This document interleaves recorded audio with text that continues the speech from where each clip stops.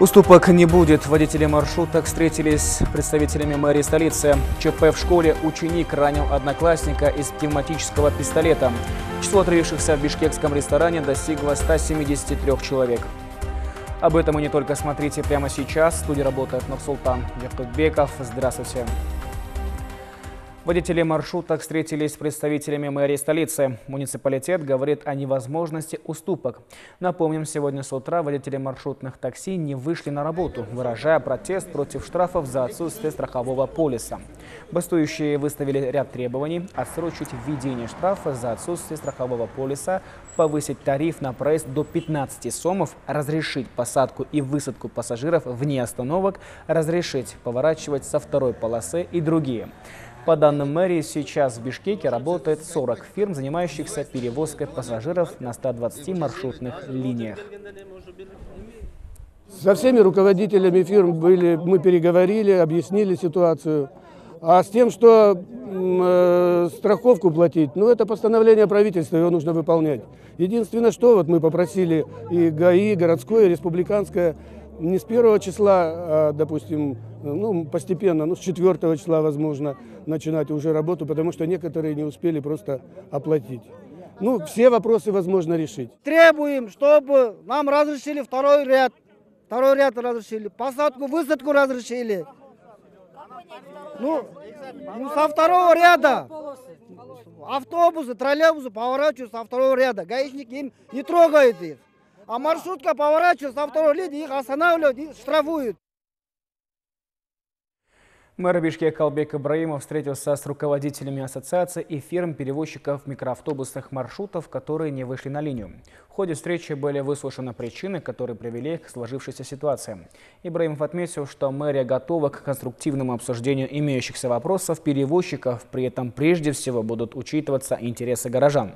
Также мэр отметил, что в сложившихся условиях важно, чтобы стороны услышали друг друга и обеспечили исполнение закона об обязательном страховании гражданской ответственности перевозчика перед пассажирами.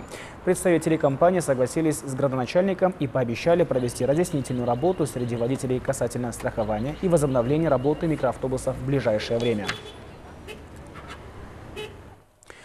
После массового отравления на свадебном торжестве ресторан «Алатау» временно закрыт. На руководителя заведения наложен штраф в 20 тысяч сомов, а на администраторов 5 тысяч. Об этом сообщил директор Бишкекского центра профилактики заболеваний и госэпиднадзора Артур Буюклянов. По его словам, число отравившихся достигло 173 человек. 31 марта в ресторане «Алатау» в Бишкеке состоялась свадьба с участием 190 человек. После нее некоторые гости почувствовали недомогание и обратились в больницу с симптомами отравления. По предварительным данным, первое подозрение у специалистов вызвало блюдо из курицы в кляре. Администрация ресторана не комментирует инцидент, обещая дать информацию после окончания проверки.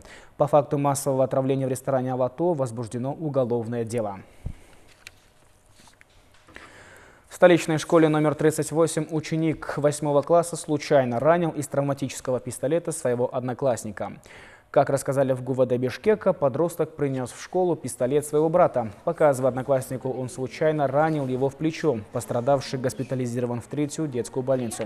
Милиция выясняет обстоятельства произошедшего. Ранивший одноклассника ученик не задержан, так как является несовершеннолетним. Проводится служебное расследование в отношении инспектора по делам несовершеннолетних, который должен был проводить проверку. Но, тем не менее, могу отметить, что учителя сами говорят, что ученик никогда у нас какие-то нарушения у него не было. Тем более он у инспектора по делам несовершеннолетних ни на каком профучете не состоял. Сейчас также будет проведена проверка, что ранее привлекался ли каким-либо правонарушением или нет. Освободить от занимаемой должности министра юстиции Урана Ахметова. Представление об этом направил президенту премьер Сапар Исаков. Ахметов подал заявление об увольнении по собственному желанию, сообщает отдел по связям с общественностью аппарата правительства. Государственная регистрационная служба с сегодняшнего дня начинает кампанию по перерегистрации транспортных средств. Согласно постановлению правительства, кампания продлится до 2 июля. Размер госпошлины составляет 1% от среднерыночной стоимости транспортного средства. Одним из важных условий для перерегистрации транспорта является наличие фамилии, имя, отчества автовладельца в базе адресно-справочного бюро. Поэтому необходимо проверить свою регистрацию по месту жительства, позвонив в колл-центр 119. ГРЭС призывает автовладельцев в обязательном порядке осуществлять перерегистрацию автомашин при осуществлении сделок купли-продажи транспортных средств. Сегодня последний день сдачи физическими лицами единой налоговой декларации. В связи с этим ГНС призывает тех налогоплательщиков, которые еще не сдали декларацию, сделать это до полуночи. Сегодня все территориальные налоговые органы будут принимать декларации до 12:00 часов ночи. До этого срока ЕНД обязаны подать государственные и муниципальные служащие, индивидуальные предприниматели, в том числе уплачивающие налог на патентной основе физические лица, имеющие в собственности налогооблагаемое движимое и недвижимое имущество. За несвоевременное представление единой налоговой декларации налагается административный штраф в 2000 сомов. На автодороге Бишкек-Ош проводят работы по принудительному спуску снежных лавин, сообщает МЧС. Артобстрел лавин продлится до 11 апреля. МЧС просит водителей воздержаться от поездок. В селе Дружбы Сокотинского района крестьяне выращивают ранние сорта пекинской капусты. В специально построенном в конце прошлого года в парнике в мае уже намерены собрать первый урожай скороспелого овоща и реализовать урожай в странах ЕАЭС. О секретах дунганских крестьян по выращиванию различной продукции узнавал Усен Кульбаев. Впервые на территории Кенгбулунского аильного округа и Сокотинского района одно из крестьянских хозяйств организовало на огромных площадях вот такое тепличное хозяйство. В скором времени крестьяне намерены собрать первый урожай к первомайским праздникам и реализовать свою раннюю продукцию на рынках Казахстана и России. У этого небольшого роста руководителя крестьянского хозяйства Наби Мадавулова огромный опыт по выращиванию различных овощей. В специальном парнике, куда еще не подведено отопление, он решил выращивать морозоустойчивую капусту и уже через месяц намерен получить ранний урожай. Она одна из самых ранних скороспелых продуктов, которые, моя работа, вот наши труды, значит, она оправдывается раньше, быстрее.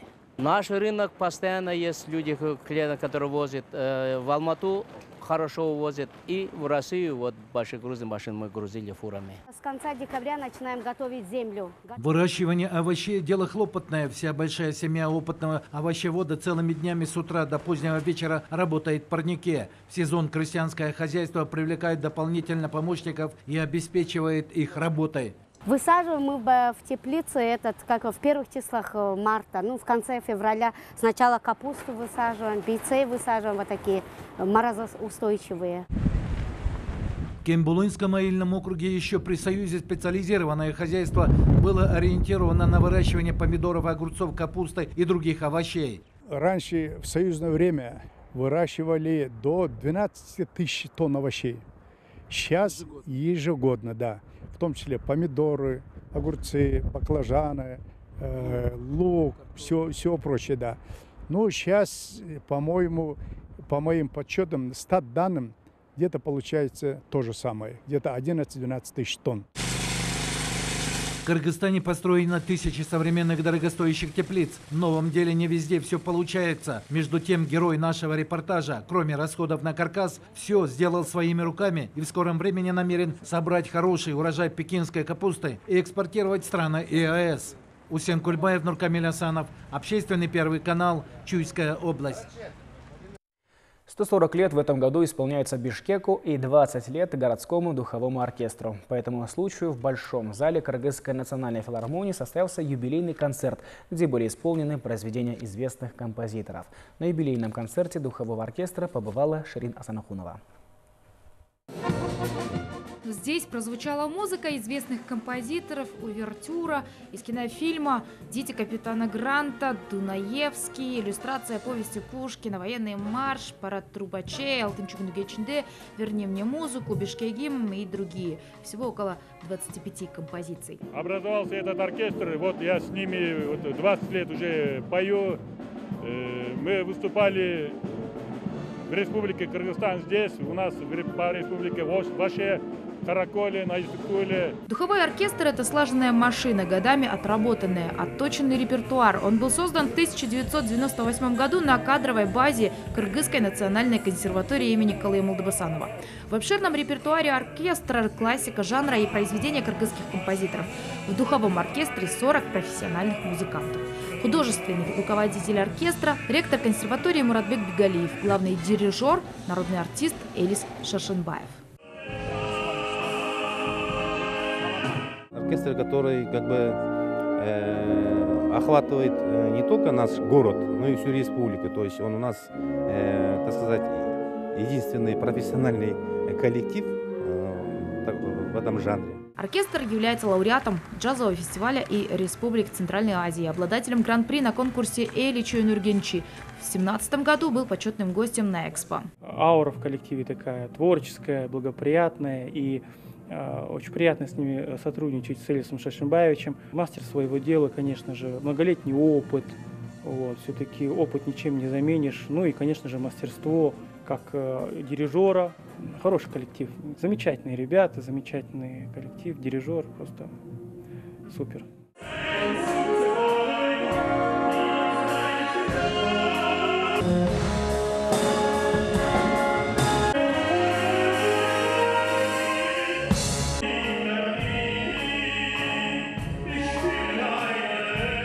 Оркестр выступает на всех мероприятиях, городских и общенациональных праздниках. Также дает филармонические концерты. Ширина Самакунова, Аскар Уланулу, Общественный, Первый канал. Проект «Умный дом» создан в Казахстане. Сооружение оснащено зелеными технологиями и не зависит от городской инфраструктуры. На автономном здании установлены солнечные панели, что позволит обеспечить жителей электроэнергией и теплом.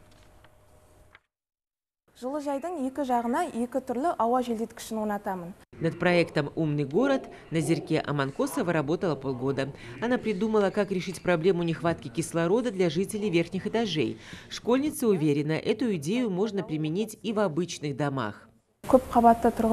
Люди, проживающие на верхних этажах жилых домов, страдают от нехватки кислорода. Научно доказано, что это приводит к уменьшению работоспособности. В моем умном доме я установила теплицу на крыше. Кислород, выделенный этим комплексом, будет передаваться через вентиляцию в квартиры. Еще один проект юной изобретательницы – здание в форме раскрытого цветка, на лепестках которого установлены солнечные батареи. Универсальный комплекс можно построить на берегу Каспия. В нем будет располагаться центр экстремальных видов спорта.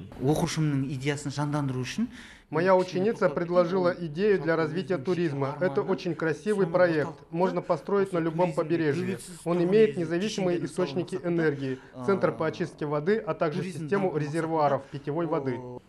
Еще один ученик школы придумал проект парка с зелеными технологиями.